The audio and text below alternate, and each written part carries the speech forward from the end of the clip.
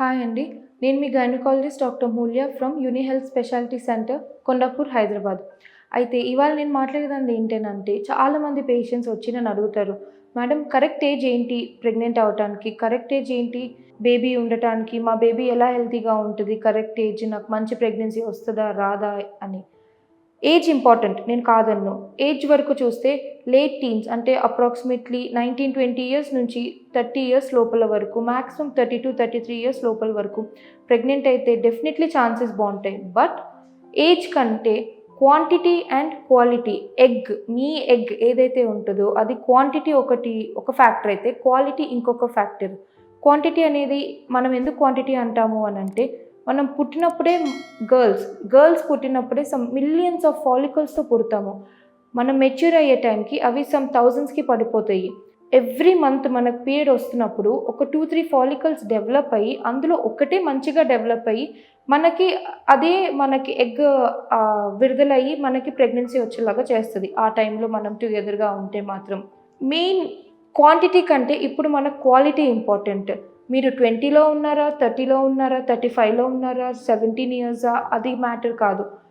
Life style వల్ల ఈ మధ్య వచ్చే ఛాన్సెస్ ఏంటి అని అంటే, లైఫ్ స్టైల్ వల్ల మన క్వాలిటీ ఆఫ్ ద ఎగ్ అనేది చాలా పడిపోతుంది. 21 ఇయర్స్, 22 ఇయర్స్ లేడీస్ వస్తారు, మేడం మాకు రీసెంట్గా పెళ్ళయింది, కానీ మేము 1 ఇయర్ నుంచి ట్రై చేస్తున్నాం, మాకు ప్రెగ్నెన్సీ రావట్లేదు, మేము ఫర్దర్గా టెస్ట్ చేయించుకోవాలని అనుకుంటున్నాము అని. చూస్తే వాళ్ళ హిస్టరీలోకి వెళ్తే వాళ్ళ లైఫ్ స్టైల్ ఎట్లా ఉంటుంది?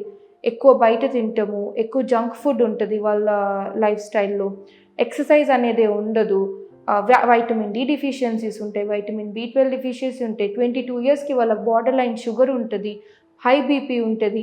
ఇన్ని ఫ్యాక్టర్స్ వచ్చేసరికి ఆ ఎగ్ క్వాలిటీ ఏదైతే ఉంటుందో అవి తగ్గిపోతుంది. ఒక పాయింట్ ఏంటి అని అంటే స్ట్రెస్.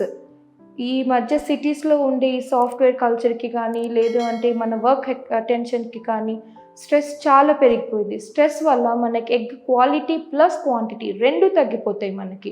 దానివల్ల ఏమైపోతుంది అని అంటే, ప్రెగ్నెన్సీ మనం మంచి ఏజ్లోనే ఉండొచ్చు, మనం ప్రెగ్నెన్సీ రావచ్చు, బట్ ఆ ప్రెగ్నెన్సీ నుంచొద్దు. ఎందుకంటే మన క్వాలిటీ అనేది కాదు.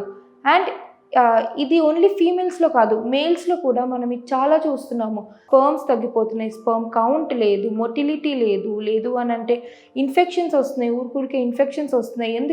ఎందుకు వస్తున్నాయి అని అంటే, వాళ్ళ life style, smoking, sedentary life style, alcohol అనేది ఇవన్నీ ఉంటున్నాయి, విటమిన్ డి ఎక్స్పోజర్ లేదు. ఇన్ని రిస్క్ ఫ్యాక్టర్స్ ఉన్నప్పుడు ఏజ్ ఒక్కటే మ్యాటర్ కాదు, మీ లైఫ్ స్టైల్ ఒకటి కూడా. కొంతమంది పేషెంట్స్ ఉన్నారు 30-35 ఇయర్స్లో కూడా వాళ్ళు చాలా హెల్తీగా ఉంటారు, వాళ్ళ ఎగ్స్ చాలా బాగుంటాయి, వాళ్ళకి ప్రెగ్నెన్సీ నార్మల్గా వచ్చి మంచిగా కన్సీవ్ అయిపోతారు. 22 ఇయర్స్ ఒక పేషెంట్ వస్తుంది, మేడం నేను ప్రెగ్నెంట్ అవ్వలేను. తనని చూస్తే తన ఎగ్ క్వాంటిటీ చాలా తక్కువ ఉంటుంది, క్వాలిటీ అస్సలు ఉండదు. మళ్ళీ IVF అని చెప్పి, ICSI అని చెప్పి మల్టిపుల్ ప్రొసీజర్స్కి వెళ్తూ ఉంటారు. So do not concentrate me age మీద కాకుండా మీ క్వాలిటీని ఇంప్రూవ్ చేసుకోండి.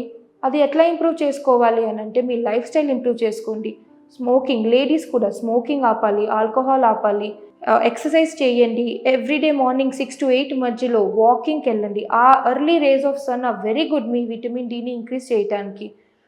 స్ట్రెస్ లెవెల్స్ తగ్గించుకోండి, వీలుంటే ఫ్రెష్ ఎయిర్ ఎక్కువ వెళ్ళండి, జంక్ ఫుడ్ తగ్గించండి, కొంచెం home made food, protein rich food, iron rich food, ఇలాంటి హెల్తీ డైట్ తీసుకుంటే మన ఓవరీస్ కూడా మనకి ఇంప్రూవ్ అవుతాయి.